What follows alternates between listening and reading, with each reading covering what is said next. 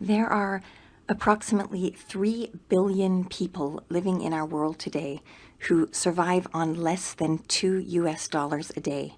And as a result of this, we have a cycle of malnutrition, especially amongst our young children. At present, there are about 160 million children under the age of 5 who are malnourished in our world. And these are children who are mostly living in developing parts of the world, in Asia, in Africa, parts of Latin America. And this cycle of malnutrition is what I'd like to go through today. So malnutrition, one of the biggest concerns that we have when we have a child who's experiencing malnutrition is the fact that that child's immune system is going to be compromised. And that means that that child is going to be less likely to be able to fight off diseases. So a compromised immune system is going to lead to an increase in both the duration and the number of diseases that that child experiences growing up.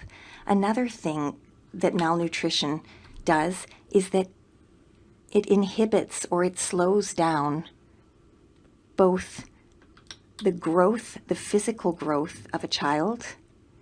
So that's increases in weight, height, and head circumference.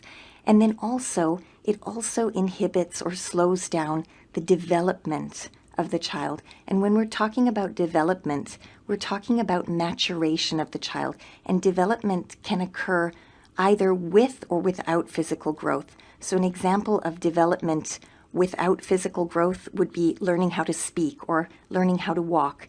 And an example of development with physical growth would be, for example, pubertal development or development around the time of puberty.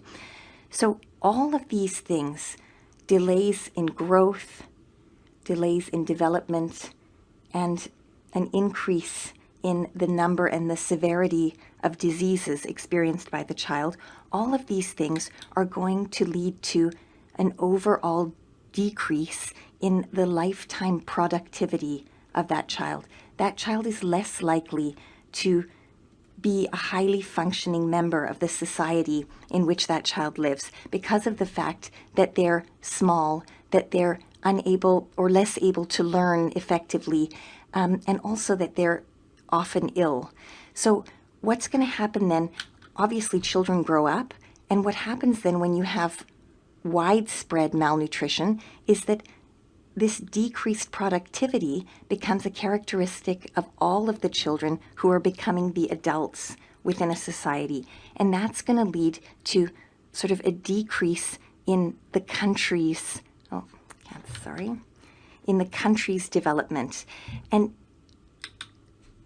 decrease in country, I'll just write countrywide development.